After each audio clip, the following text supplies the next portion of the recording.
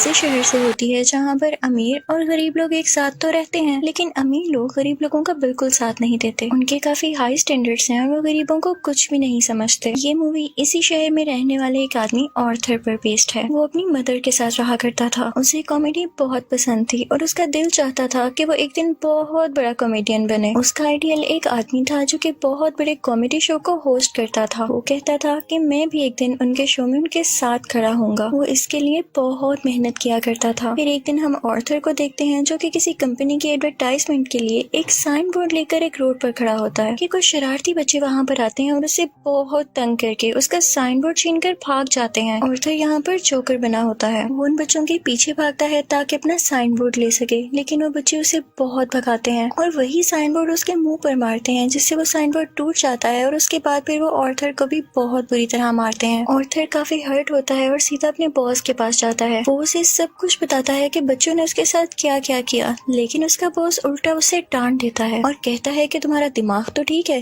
बच्चे ऐसी हरकत कैसे कर सकते हैं। बॉस उससे कहता है कि मैं तुम्हें तुम्हारी सैलरी भी नहीं दूंगा। ऑर्थर में कॉन्फिडेंस की बहुत कमी होती है, इसलिए वो यहाँ पर खुद के बारे में कुछ बोल ही नहीं पाता। वो वहाँ से काफी उदास होकर बाहर आ जाता है और सोचता है कि क्या मैं इतना बुरा हूँ कि कोई भी मेरी बात का यकीन ही नहीं करता। वो अपने घर आता है और डांस करने लगता है। यहाँ पे हम देखते हैं कि उसकी बॉडी काफी वीक होती है। अगले दिन ऑर्थर अपने कोलीग से मिलता है और उसे उन बच्चों के बारे में बताता है। उसका कोलीग उसे कहता है कि ये तो बहुत गलत हुआ, तुम्हें अपनी हिफाजत करनी चाहिए थी यार। और इसी के साथ वो उसे गन देता है और कहता है कि इसे अपने पास रख लो, ये मुश्किल वक्त में तुम्हारे काम आएगी। ऑर्थर ये लेने से इनकार करता है, लेकिन वो आदमी जबरदस्ती उसे गन दे देता है और फिर ऑर्थर अपने घर के लिए निकल पड़ता है। वो बस में होता है तो उसके सामने एक बच्चा भी बैठा होता है। वो उसे हंसाने की कोशिश करने लगता है और वो बच्चा जोर जोर से हंसने लगता है, जिस पर उस बच्चे की मदर को गुस्सा आ जाता है और वो ऑर्थर से कहती है कि हटो, परेशान मत करो हमें। लेकिन इस बात पर ऑर्थर हंसने लगता है। इनफैक्ट हमें बताया जाता है कि ऑर्थर को कोई सीरियस साइकोलॉजिकल इशू होता है और वो अपनी हंसी को कंट्रोल ही नहीं कर पाता। उसे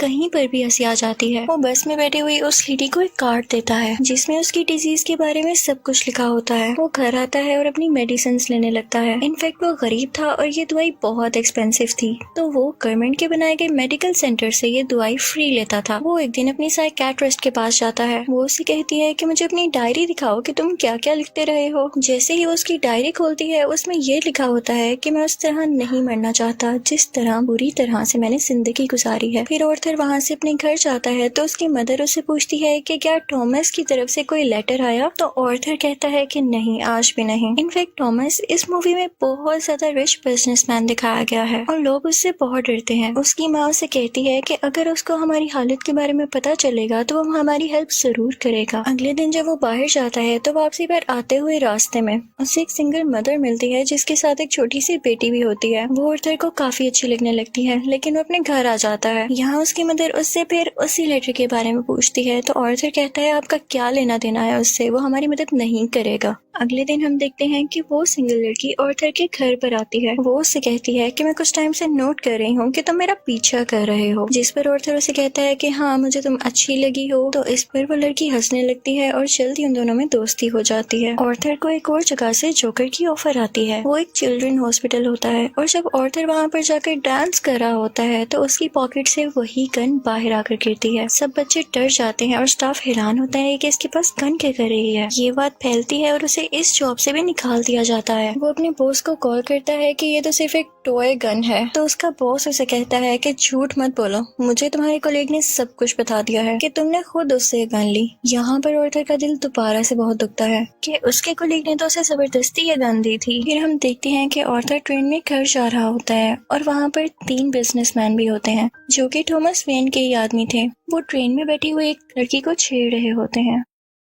ऑर्थर को यहाँ पर अपने मेंटल डिसऑर्डर की वजह से हंसी आने लगती है और वो तीनों आदमी समझते हैं कि हम पर हंस रहा है। वो उसे बहुत मारते हैं, इतना मारते हैं कि उसके मुंह से खून आने लगता है। ऑर्थर उन्हें अपना मसला बताने की कोशिश कर रहा था, लेकिन वो तीनों उसकी एक नहीं सुनते। ऑर्थर को उन तीनों पर गुस्सा आ जाता है और अपनी गन निकाल कर उन तीनों को शूट कर देता है। वो वहाँ से ये सोचकर भाग जाता है कि मैंने 3 लोगों का कत्ल किया है। वो खुद को एक बाथरूम में लॉक कर लेता है। पहले तो वो डर रहा था, लेकिन यहाँ पर अचानक से वो डांस करने लगता है। ऐसे लग रहा था जैसे अब उसे कोई रिग्रेट नहीं और वो काफी सुकून में भी था। ऑर्थर घर आता है तो टीवी पर न्यूज चल रही होती है जिसमें थॉमस बोल रहा होता है। वो कहता है कि जिन 3 लोगों का कत्ल हुआ वो मेरे आदमी थे और उन्हें किसी जोकर ने मारा। लेकिन यहाँ पर गरीब लोग उन तीनों की डेथ का अफसोस करने की बजाय जोकर्स का साथ दे रहे होते हैं, क्योंकि वो सब जोकर्स के रूप में ही अमीर लोगों के खिलाफ स्ट्राइक कर रहे होते हैं। वहाँ से ऑर्थर अपनी साइकेट्रिस्ट के पास जाता है तो वो उसे बताती है कि हम आज आखिरी बार मिल रहे हैं, क्योंकि गवर्नमेंट ने हमें फंड्स देना बंद कर दिया है और अब के बाद मैं आपका फ्री इलाज नहीं कर सकती। ऑर्थर दोबारा से काफी टूट जाता है और उदास होकर वहाँ से बाहर आ जाता है। फिर हम ऑर्थर को देखते हैं जो कि कॉमेडी शो में लोगों को हंसाने की कोशिश कर रहा होता है, लेकिन वो ऐसा कर नहीं पाता और परेशानी में उसे जोर जोर से हंसी आने लगती है। इस वजह से उसका शो खराब हो जाता है और वो घर आ जाता है। घर आने पर उसकी मॉम उसे कहती है कि बेटा ये लेटर थॉमस के लिए पोस्ट कर दो। ऑर्थर जब ये पढ़ता है तो उसे अपनी आंखों पर यकीन ही नहीं आता। वो अपनी मदर के पास जाता है और कहता है आपने मुझसे सब कुछ क्यों छुपाया। उसकी माँ उसे बताती है कि बेटा मैंने ये जानकर नहीं किया। इनफैक्ट थॉमस और मैं एक दूसरे को पसंद करते थे और इवन शादी भी करना चाहते थे, लेकिन मैं बहुत गरीब थी और वो बहुत अमीर, तो हम सोसाइटी की वजह से शादी नहीं कर सके। ऑर्थर अपने बाप से मिलने के लिए निकल पड़ता है। जब वो वहाँ पर पहुँचता है तो उसके घर के गेट के पीछे थॉमस का अपना बेटा खड़ा होता है। ऑर्थर उसके सामने बच्चों जैसी हरकतें करने लगता है और उसे भी हंसाने की कोशिश करता है, लेकिन तभी वहाँ पर थॉमस का बटलर आ जाता है। वो उस बच्चे से कहता है कि स्ट्रेंजर से बात नहीं करते और ऑर्थर को वहाँ से जाने के लिए कहता है। ऑर्थर उससे कहता है कि मैं सच्चाई से पर्दा हटा कर ही जाऊंगा। मेरी माँ ने थॉमस के यहाँ 30 साल काम किया और वो दोनों एक दूसरे को पसंद भी करते थे और मैं किसी और का नहीं थॉमस का ही बेटा हूँ। जिस पर बटलर उसे कहता है कि तुम भी पागल हो और तुम्हारी माँ भी पागल है। उसने ये स्टोरी अपने पास से बनाई है, उसका थॉमस से कोई लेना देना नहीं है। ये सुनकर ऑर्थर को काफी बुरा लगता है और वो वहाँ से चला जाता है। ऑर्थर जब घर जाता है तो उसे पता चलता है उसकी मॉम को कोई अटैक हुआ है और उन्हें हॉस्पिटल शिफ्ट किया जाता है। ऑर्थर जब बाहर बैठा होता है तो उसके पास 2 पुलिस ऑफिसर्स आते हैं। वो उससे पूछते हैं कि ट्रेन में उस दिन जो 3 आदमी मरे क्या तुम उनको जानते हो? तो ऑर्थर आगे से कहता है नहीं, मुझे क्या पता होगा। उसे पता चलता है कि इन पुलिस ऑफिसर्स ने उसकी माँ से भी सेम क्वेश्चन किया था, जिसकी वजह से उसकी मॉम को अटैक हुआ। वो अंदर अपनी माँ के पास आ जाता है और वहीं पर वो सिंगल मदर भी होती है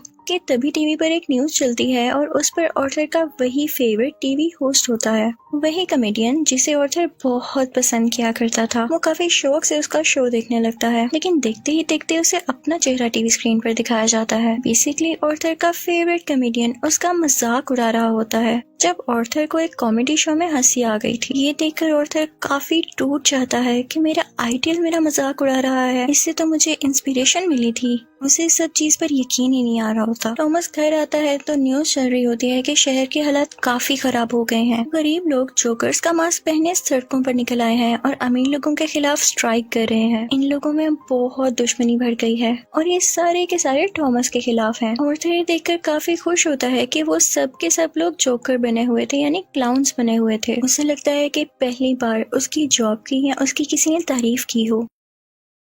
अब जहाँ पर वो गरीब लोग स्ट्राइक कर रहे थे वो एक थिएटर था। उस थिएटर के अंदर अमीर लोग एक मूवी देख रहे थे और वहाँ पर थॉमस भी था। उस स्ट्राइक को रोकने के लिए पुलिस वहाँ पर आ जाती है और उन्हें मना करती है। हर तरफ हलचल मच जाती है और इस चीज का फायदा उठाते हुए ऑर्थर उस थिएटर के अंदर चला जाता है। वो थिएटर के वॉशरूम में जाता है जहाँ पर थॉमस भी आया था। ऑर्थर उसके पास जाता है और पोलाइटली कहता है कि मैं आपका बेटा हूँ, मेरी माँ और आप एक साथ हुआ करते थे, याद करें। थॉमस उसे कहता है कि मैं इस नाम की किसी औरत को नहीं जानता और उसे जोरदार मुक्का मारता है, यानी पंच करता है, जिससे उसकी नाक से बहुत खून आने लगता है। ऑर्थर घर चला जाता है और कुछ टाइम बाद उसे पुलिस की कॉल आती है। वो इनफैक्ट ऑर्थर से भी इन्वेस्टिगेशन करना चाहते थे उस दिन के बारे में जब उन 3 आदमियों का कत्ल हुआ था। और तभी ऑर्थर को ये भी पता चलता है कि जो उसका फेवरेट कॉमेडियन था उसने ऑर्थर को अपने शो में बुलाया है। इनफैक्ट उसने ऑर्थर की जो क्लिप अपने शो में चलाई थी उसकी वजह से उसकी शो की रेटिंग काफी बढ़ गई थी, क्योंकि लोगों ने उसको पसंद किया था। वो बहुत खुश हो जाता है और तैयार होकर वहाँ पर जाने के लिए निकल जाता है, लेकिन उसे याद आता है कि थॉमस के बटलर ने कहा था कि मेरी माँ पागल है। तो वो उस मेंटल हॉस्पिटल पर जाता है जहाँ पर उसकी माँ का कभी इलाज हुआ था। वो उन लोगों से अपनी माँ की फाइल मांगता है। वो वहाँ से वो फाइल चुरा कर भाग जाता है। उसमें लिखा हुआ था कि ऑर्थर की माँ का किसी और के साथ रिलेशन था। वो उसे बहुत ज्यादा फिजिकली अब्यूज किया करता था, मारा करता था। और इसी दौरान आर्थर के सर पर भी चोट आई थी, जिसकी वजह से वो आज इस डिजीज का शिकार है। वो वहाँ से सीधा अपनी दोस्त यानी उसी सिंगल मदर के पास जाता है, लेकिन हमें यहाँ पर पता चलता है कि वो तो थी ही नहीं। वो असल में सिर्फ और सिर्फ उसकी इमेजिनेशन में थी और उसको उसके विजन्स आया करते थे। आर्थर अपने माँ की चोट की वजह से काफी परेशान होता है। वो हॉस्पिटल जाता है और पिलो से अपनी माँ को मार देता है। घर आकर देखता है तो उसे एक पिक्चर मिलती है जिसके पीछे लिखा हुआ था कि मुझे तुम्हारी स्माइल बहुत पसंद है, जो कि थॉमस ने लिखा था और ये पिक्चर उसकी मदर की थी। यहाँ उसे एहसास होता है कि उसकी माँ झूठ नहीं बोल रही थी। वो अपना जोकर का मेकअप करने लगता है और यहाँ पर वो काफी दुखी होता है और उसे कुछ समझ नहीं आ रहा होता कि उसके आसपास क्या हो रहा है। तभी वहाँ पर उसका वही कोलीग आ जाता है और वो कहता है कि जो उस दिन ट्रेन में 3 कत्ल हुए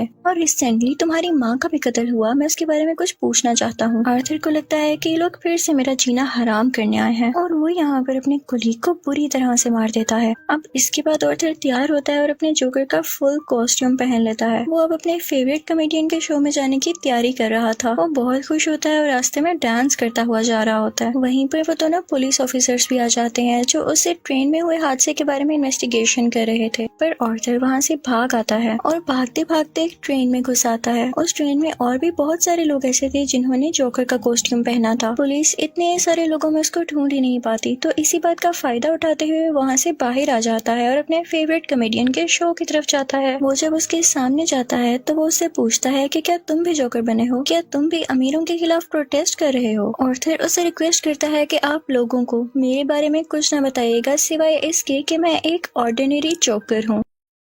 और फिर उनका लाइव शो स्टार्ट हो जाता है। ऑडियंस उन्हें देखकर काफी खुश होती है और इस चीज को काफी एडमायर कर रही होती है। वहाँ पर आर्थर का फेवरेट कॉमेडियन उसे क्वेश्चन करता है कि तुम यहाँ पर जोकर बन के क्यों आए हो। तो जोकर उसे कहता है कि मैं हमेशा खुश रहना चाहता था और मैं लोगों में भी खुशियाँ बांटना चाहता था। लोगों ने मुझे इस गेटअप में पसंद किया तो मैंने सोचा क्यों ना मैं ऐसे ही आ जाऊँ। वो यहाँ पर एक बहुत ज्यादा सरप्राइजिंग बात भी करता है। वो इस लाइव शो में सबके सामने बता देता है कि उस दिन ट्रेन में जो 3 लोग मारे गए उनको मैंने ही मारा है। वो कहता है कि ये सब मैंने आपको इसलिए बताया कि अब तक कितने गरीब मरे, कितने ही ज्यादा अमीर लोगों ने गरीब लोगों को बेदर्दी से कत्ल किया, लेकिन आज तक किसी ने नोटिस किया, किसी ने भी अमीर लोगों के खिलाफ आवाज उठाई या उन गरीब लोगों को याद किया तो मुझे बताएं। और जब मैंने किसी अमीर आदमी को मार दिया तो लोग इतना शोर किस लिए मचा रहे हैं? क्या सब इंसान बराबर नहीं होते या अमीर लोगों में कोई और खास बात होती है? वो कहता है कि सोसाइटी बहुत खराब हो चुकी है, वो सिर्फ अपना फायदा सोचती है और अगर आज तुमने मुझे इस शो में बुलाया है तो ये तुम्हारी रहमदिली हरगिज नहीं है। तुम्हारे शो की रेटिंग मेरी वजह से बढ़ रही थी इसलिए तुमने ऐसा किया। लेकिन आर्थर का जो फेवरेट कॉमेडियन होता है वो कहता है ऐसी बात हरगिज नहीं है। आर्थर को गुस्सा आ जाता है कि तुम अभी भी झूठ बोल रहे हो और इसी के साथ अपनी गन बाहर निकालता है और उसे सबके सामने शूट कर देता है। लोग काफी घबरा जाते हैं और वहाँ से बाहर निकलने लगते हैं, लेकिन आर्थर को हम यहाँ पर काफी कॉन्फिडेंट देखते हैं। वो किसी से नहीं डर रहा होता। पुलिस इस बात पर जोकर यानी आर्थर को अरेस्ट कर लेती है और अपनी गाड़ी में बिठाकर उसे वहाँ से दूर ले जाने लगती है। लेकिन आर्थर रास्ते में देखता है कि उसके बहुत सारे सपोर्टर्स हैं जो उसे सपोर्ट कर रहे हैं। उनमें से कुछ लोग एक एम्बुलेंस में बैठते हैं और उसकी ज्यादा सारी स्पीड करके उस पुलिस कार के साथ टक्कर कर देते हैं, जिसकी वजह से वो पुलिस कार उल्ट जाती है और अब जोकर बाहर आ गया था। वो उन सब लोगों में शामिल हो जाता है और उसी कार के ऊपर आकर खड़ा हो जाता है।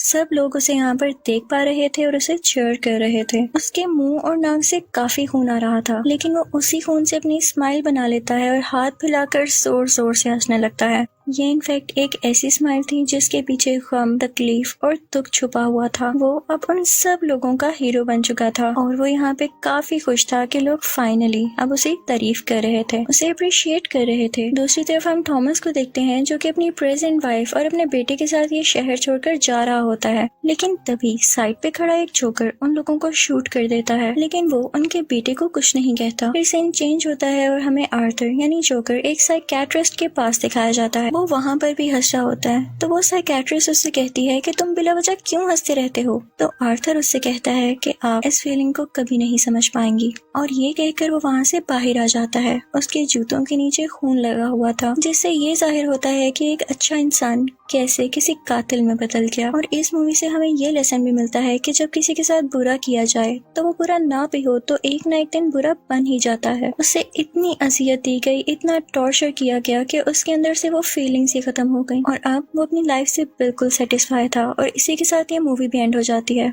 आई होप आपको ये मूवी अच्छी लगी होगी। Thank you for watching.